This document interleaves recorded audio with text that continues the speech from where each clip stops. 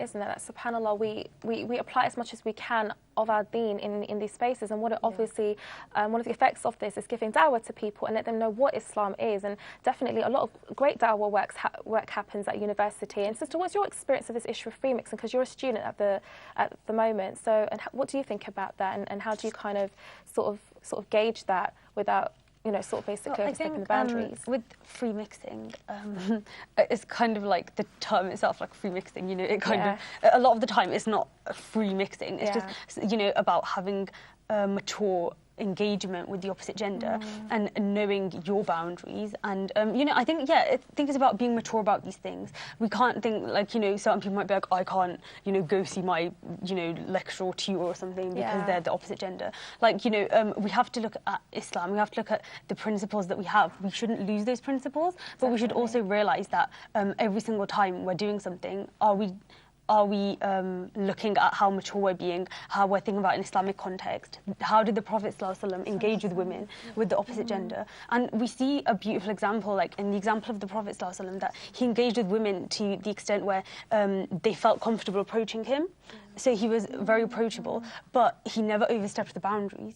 So I think that's what we should try to emulate in our example. We should, like, we're going to an academic environment, we're going to intellectual environment. How are we going to manage these issues? We have to think about those things. But I think also it's about thinking in the context of, you know, knowing our boundaries first. Like, we have to know ourselves first, and then deal with other people based on that. Like religious kind of awareness and awareness of ourselves as well. Absolutely, being aware of yourself, and that's what university really is about. I mean, one of the big issues that a lot of students right up from secondary school to college to sixth form and to universities is this issue of praying salah on time. I know I used to have this big issue myself. Like, I might have a seminar that's at 4 o'clock in the winter and it's like Salatul Maghrib, and what I had to do was just politely tell my lecturer that I've got to pray my salat, and he was very accommodating about that. But what kind of practical steps can we give to sisters that will be in that position as well?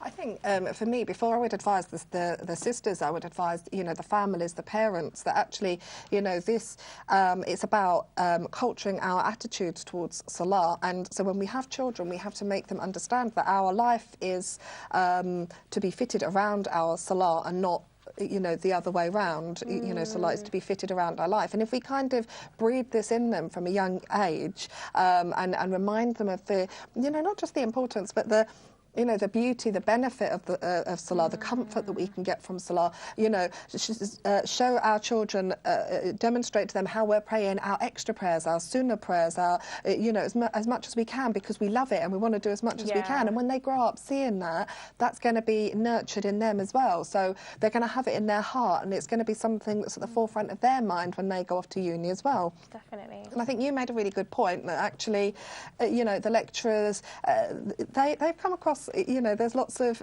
in the university, you know, registered. There's lots of Muslims every year, and they all come. Although it might be a big issue to you, they see this every year, and it's not a big issue for them. It's not a big problem for them. And, you know, just as the sister said, you know, when we go to university, we have to be mature about these things. It's the same thing with salah. Be mature, speak to your tutor, say, you know, this is the timing, it's going to clash with the lesson a little bit, but also be realistic. You know, salah, it's not an hour's task, it's a few minutes. It is a few minutes, so.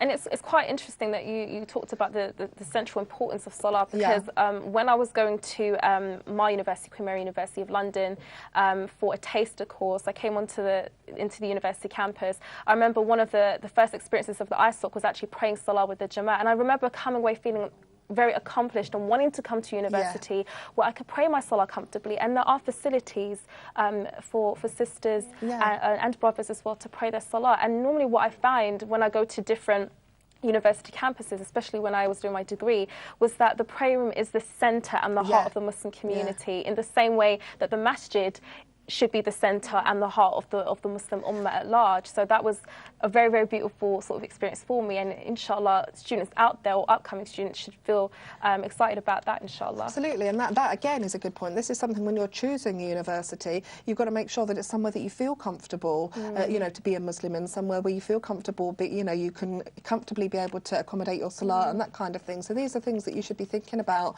you know, and not before we pack up and go off. Absolutely.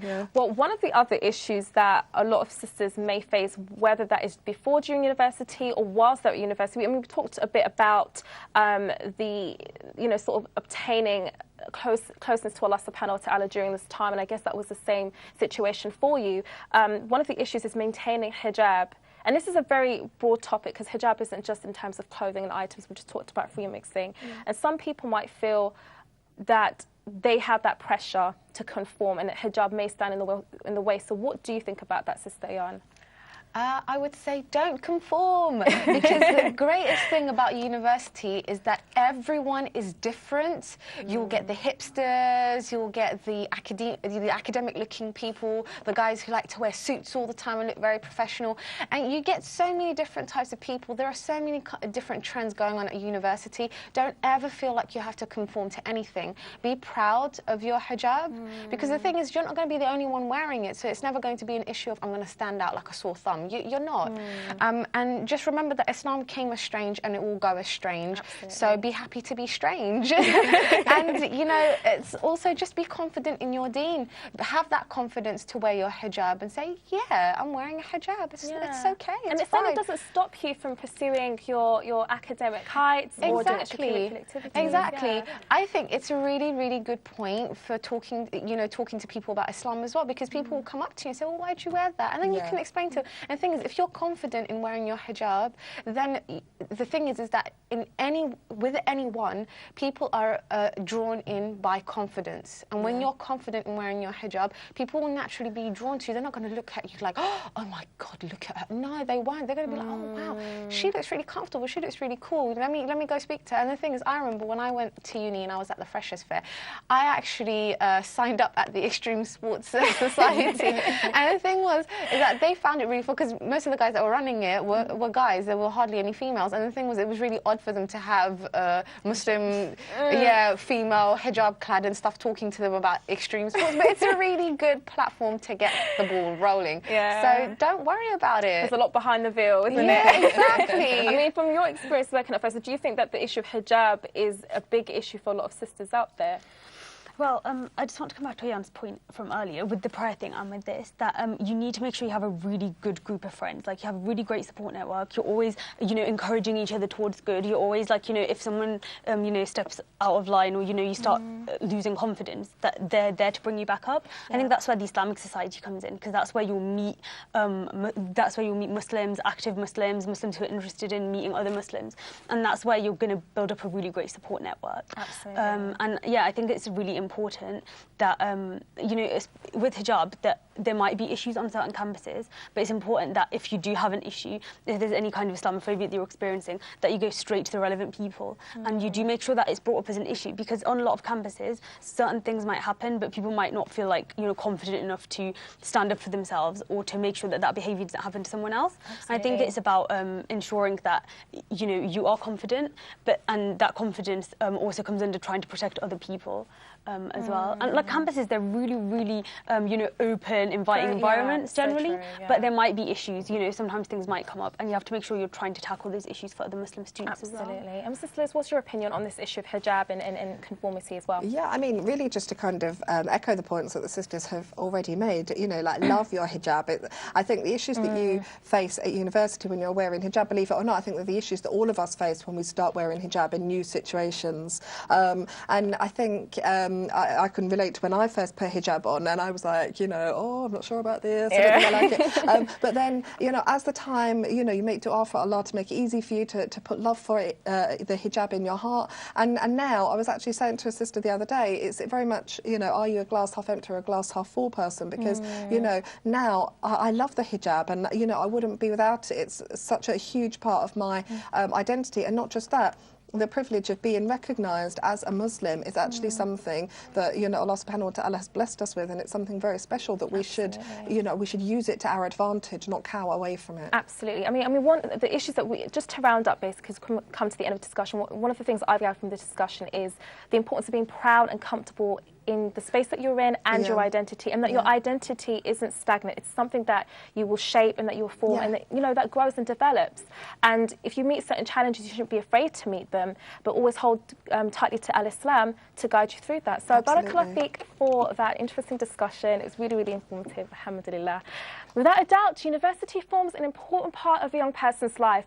It's a time where like-minded people are found, lifelong friendships are formed, and can be the making of their future.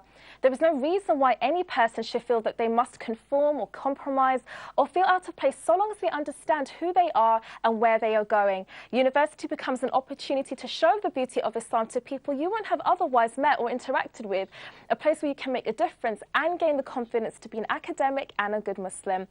Whatever the challenge or temptation, remember Allah subhanahu wa ta'ala says in Surah Al-Baqarah, verse 153, seek help in steadfastness and the prayer. Allah is with the steadfast. Well, that's what the sisters on the panel think, but what do you think? We'd love to hear from you and your comments. Please email us at womensam@islamchannel.tv.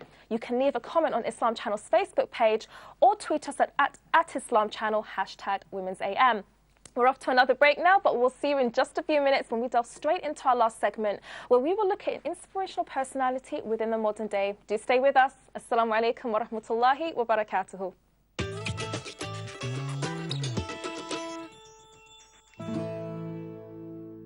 ci.co